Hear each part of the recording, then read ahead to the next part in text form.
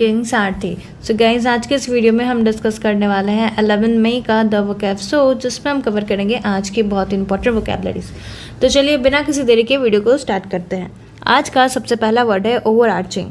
Over arching क्या होता है? ये एक एडजेक्टिव है जिसका मतलब होता है most important because of including और अफेक्टिंग ऑल अदर एरियाज़। यानी कोई भी चीज़ जो बहुत ज़्यादा इंपॉर्टेंट होती है क्योंकि वो बाकी चीज़ों पे भी इफेक्ट डाल रही होती है, उसे हम कहते हैं ओवर आर्किंग। ओके, सिनोनिम्स क्या हो जाएगा?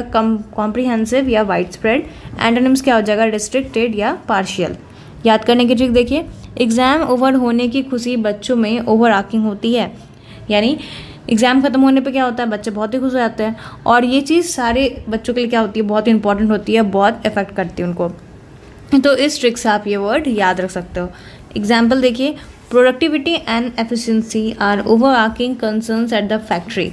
फैक्ट्री में प्रोडक्टिविटी और एफिशिएंसी ये दोनों चीज़ें क्या हैं? ओवर आर्किंग है, यानी मोस्ट इंपॉर्टेंट कंसर्न है फैक्ट्री में। ओके, तो यहाँ पे हमने देखा कि इस वर्ड को हम सेंटेंस में कैसे यूज़ कर सकते हैं।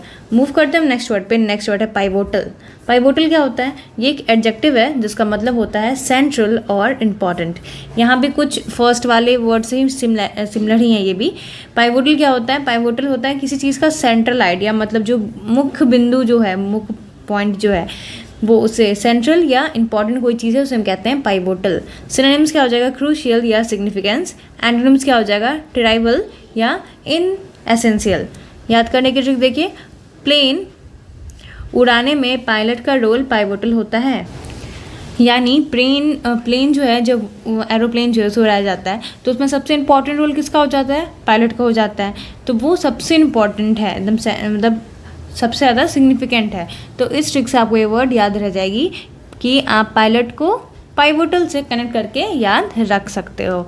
एग्जाम्पल देखते हैं, the bank of England has a pivotal role in London money market. यानी ये जो बैंक ऑफ इंग्लैंड है उसका इंपॉर्टेंट रोल है, बहुत क्रूशियल रोल है लंदन मनी मार्केट में। तो यहाँ पे हमने देखा कि इस वर्ड को हम सेंटेंस में कैसे यूज़ कर सकते हैं। मूव करते हैं हम नेक्स्ट वर्ड पे। नेक्स्ट वर्ड है फ्लेयर। फ्लेयर क्या होता है? ये एक नाउन है जिसका मतलब होता है natural ability to do something well.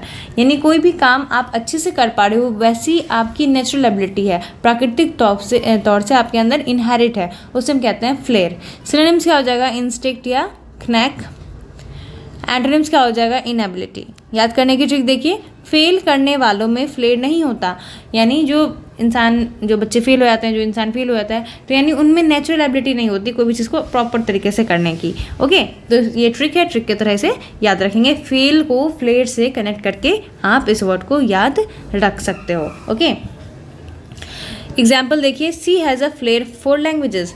उसके पास फ्लेयर है लैंग्वेजेस का। क्या कहने का मतलब है? इसका मतलब ये है कि उसके पास नेचुरल एबिलिटी है कि लैंग्वेजेस को, वो अलग अलग लैंग्वेजेस को सीखने की एबिलिटी है, उसके अंदर नेचुरल एबिलिटी है। ओके, तो यहाँ पे हमने देखा कि इस वर्ड को हम सेंटेंस में कैसे यूज़ कर सकते हैं। मूव करते हैं हम नेक्स्ट वर्ड पे। नेक्स्ट वर्ड है परटर्ब। परटर्ब काफ़ी कॉमन है, आप लोगों को बहुत को पता भी होगा। ये एक वर्ब है जिसका मतलब होता है मेक समवन एंग्शियस और अनसेटल्ड। यानी किसी को परेशान कर देना, एंग्शियस कर देना, बेचैन कर देना, उसे हम कहते हैं परटर्ब करना। सिनोनिम्स क्या हो जाएगा? अनर्व या एजिटेट। एंटोनिम्स क्या हो जाएगा? रीअश्योर या काम। याद करने की ट्रिक देखिए, कॉम्पिटिटर की सुपर परफॉर्मेंस ने उसे परटर्ब किया। यानी कोई कंपटीशन है, उसमें सामने वाले कॉम्पिटिटर का अच्छा परफॉर्मेंस देखे, सुपर परफॉर्मेंस देखे, सामने वाला क्या हो गया? परटर्ब हो गया, यानी कि परेशान हो गया, एंक्सियस हो गया। तो यहाँ पे आप इस ट्रिक के जरिए इस वर्ड को याद रख सकते हो। एग्जाम्पल देखिए, he looked very perturbed when he heard the news. वो न्यूज़ सुन के बहुत ही परटर्ब दिख रहा था। परटर्ब यानी कि बहुत ही एंक्सियस दिख रहा था, बहुत ही डिस्टर्ब दिख रहा था। ओके, तो यहाँ पे हमने देखा कि इस वर्ड को हम सेंटेंस में कैसे यूज़ कर सकते हैं। मूव करते हैं हम नेक्स्ट वर्ड पे। नेक्स्ट वर्ड है गेट राउंड टू। ये क्या होता है? ये एक फ्रेजल वर्ब है जिसका मतलब होता है to do something that you have intended to do for a long time. यानी कोई भी चीज़ आपने बहुत टाइम से सोच के रखी है, बहुत समय से आप वो करना चाहते थे, उसे कर लेना क्या कहलाता है? Get round to. Okay, trick देखिए इसकी क्या हो जाएगी, इस पैलेस के अराउंड घूम के मैंने गेट राउंड टू किया। यानी इस पैलेस यानी कोई महल है उसके आप अराउंड घूम लिए। आपने बहुत टाइम से सोच के रखा था कि मुझे इस पैलेस के अराउंड घूमना है, तो जब आपने घूम लिया तो वो क्या हो गया? गेट राउंड टू हो गया।